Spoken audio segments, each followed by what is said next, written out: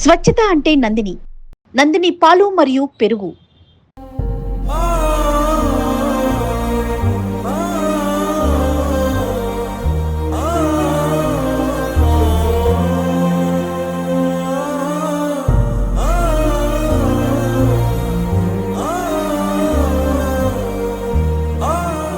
జమ్మూ కాశ్మీర్ బహలాగాంలో జరిగిన ఉగ్రవాదుల దాడిలో మరణించిన మసూద్ ఇంటి దగ్గర ఉన్నాం. ప్రస్తుతం కావల్లో ఉన్నాం. ప్రస్తుతం ఇంటి దగ్గర పరిస్థితి చూడొచ్చు.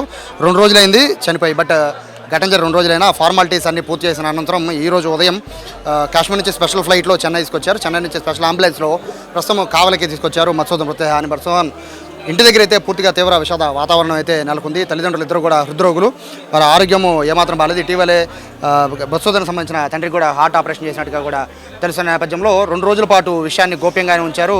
ఎందుకంటే తండ్రికి తెలిసే విషయము వాళ్ళు ఎక్కడ హార్ట్ స్ట్రోక్ వస్తుందనే కారణంతో 2 రోజుల పాటు బంధువులు చెప్పడానికి చాలా తటపటాయించిన పరిస్థితి. అయితే ఎట్టకేలకు నిన్న విషయాన్ని చెప్పారు. అప్పటి నుంచి కూడా తండ్రి బాధని ఎవరో తీర్చలేని పరిస్థితి ఇక్కడ కనబడుతుంది. ఎవరు వచ్చి ఓదార్చినా కూడా, బంధువులు ఎంతమంది వచ్చి ఓదార్చినా కూడా మధుసూదన్ తండ్రిని అయితే అసలు ఆపే తరం అయితే ఎవరు తరం కావట్లేదు. మధుసూదన్ ఘటన జరిగిన అంటే ఏదైతే సోమవారం ఘటన జరిగిందో, మంగళవారం ఘటన జరిగిందో, మంగళవారం ఘటన జరిగిన రోజు అందరూ కూడా చూశారు. శ్రీనగర్లో అక్కడ జమ్మూ కాశ్మీర్లో అక్కడ ఇన్సిడెంట్ జరిగింది, ఎవరో చనిపోయారు అనుకున్నారు. కానీ తమ బిడ్డ ఏదైతే ఫ్యామిలీతో పాటు వెకేషన్కి వెళ్ళిన తమ బిడ్డ ఇలా మరణిస్తాడని చెప్పి మధుసూదన్ తండ్రే కాదు మొత్తం బంధువులు కూడా ఊహించలేదు. అయితే మధ్యలో మధుసూదన్ పేరు వచ్చినప్పటికీ కూడా అందులో ఇచ్చిన లిస్టులో మధుసూదన్ బెంగళూరు అని ఉంది. సో మధుసూదన్ అంటే బెంగళూరు సంబంధించిన మధుసూదన్ అనుకున్నారు తప్ప వీళ్ళ సొంత బంధువు అని అయితే ఎవరు కూడా ఊహించలేపారు. తండ్రి కూడా వార్త తెలిసిన అనంతరం ఎవరో మధుసూదన్ అనుకున్నారు. ఆయన కూడా తన వ్యాపారానికి ఆయన వెళ్ళిపోయారు. అక్కడ ఆయన అరటిపళ్ళ వ్యాపారం చేస్తూ ఉంటారు.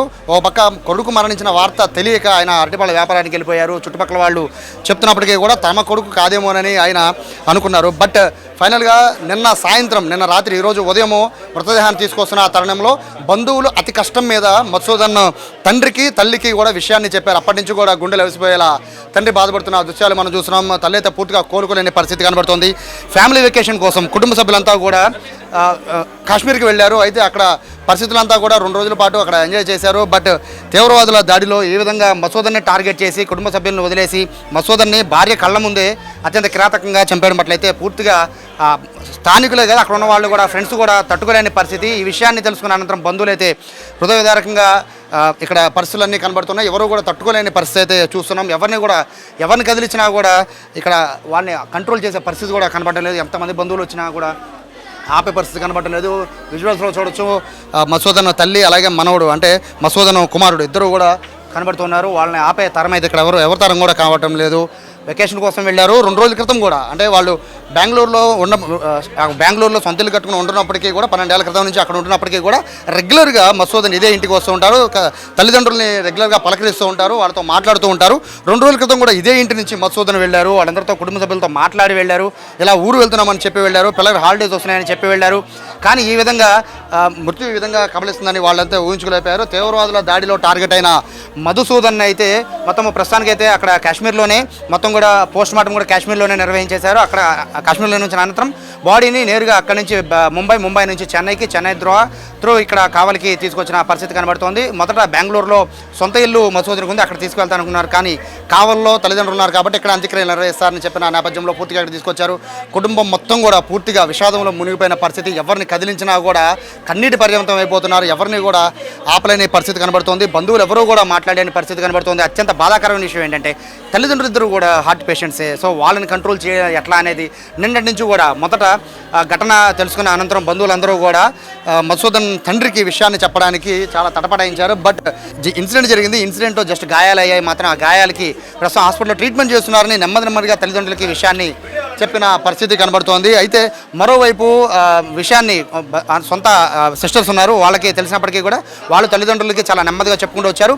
నిన్న రాత్రి 12 తరువాతే తండ్రికి విషయాన్ని తెలియజేశారు. ఆయన ఆ విషయాన్ని తట్టుకుని నిన్న సాయంత్రం మొత్తం కూడా గుండెల విషయాల ఏడుస్తున్న పరిస్థితి కూడా మనం చూస్తున్న దృశ్యాలు కూడా మనం చూస్తున్నాం. ఎవరిని ఇక్కడ కంట్రోల్ చేయలేకపోతున్నాము. చుట్టుపక్కల వాళ్ళందరూ కూడా ఫ్రెండ్స్ అనే కాదు మొత్తం ఈ చుట్టుపక్కల ప్రాంతంలో ఉన్న వాళ్ళందరూ కూడా ప్రస్తుతం మధుసూదన్ మృతదేహాన్ని చూడడానికి అందరూ కూడా ఇక్కడికి తరలి వస్తున్న పరిస్థితి కనబడుతోంది. ప్రస్తుతానికి అయితే ఎవరిని కూడా కదిలించలేని పరిస్థితి. ఎందుకంటే ఎవరు కూడా ఊహించలేని సంఘటన. ఉగ్రవాదుల దాడికి మధుసూదన్ టార్గెట్ అవుతారని కూడా ఎవరు ఊహించలేని పరిస్థితుల్లో ప్రస్తుతానికైతే పోలీసులు అధికారిక లాంఛనాలతో అయితే ఇక్కడ మసూదన్ అంత్యక్రియలకి అయితే ఏర్పాట్లు చేస్తూ ఉన్న పరిస్థితి కనబడుతోంది. లోపల ఎవరిని కూడా తల్లి తండ్రిని కాదు భార్య బిడ్డలను కూడా కంట్రోల్ చేయలేని పరిస్థితి, వాళ్ళకి చెప్తున్నా కూడా ఆగలేని పరిస్థితి అయితే కనబడుతుంది. లోపల విషాద ఛాయలు అయితే పూర్తిగా అలుముకున్నాయి. వాళ్ళని కంట్రోల్ చేయడం కూడా బంధువుల వల్ల కూడా కావడం లేదు. అత్యంత హృదయదారకమైన దృశ్యాలని చూస్తున్నాం. చేతికి అంది వచ్చిన కొడుకు చిన్నప్పటి నుంచి చాలా కష్టాలు పడి పెంచి పెద్ద చేసి సాఫ్ట్వేర్ ఇంజనీర్ వరకు చేశారు.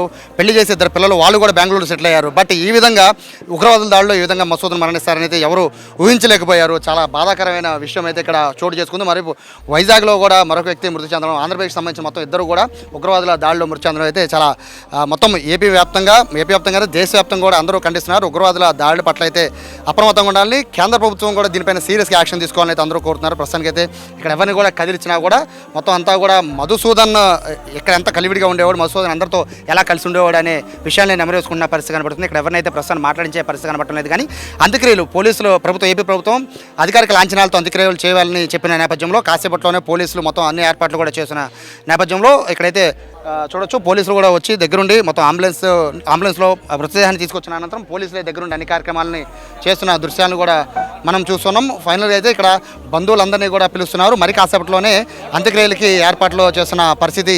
ఏదైనప్పటికీ మసూదన్ మృతికి అయితే ఖచ్చితంగా రివెంజ్ తీర్చుకోవాలని అయితే ఇక్కడ అందరూ కూడా భావిస్తున్న నేపథ్యంలో మసూదన్ అంత్యక్రియలు కాసేపట్లోనే జరగబోతున్నాయి. కెమెరా కృష్ణతో సాయి, సుమన్ టీవీ, కావలి నుంచి.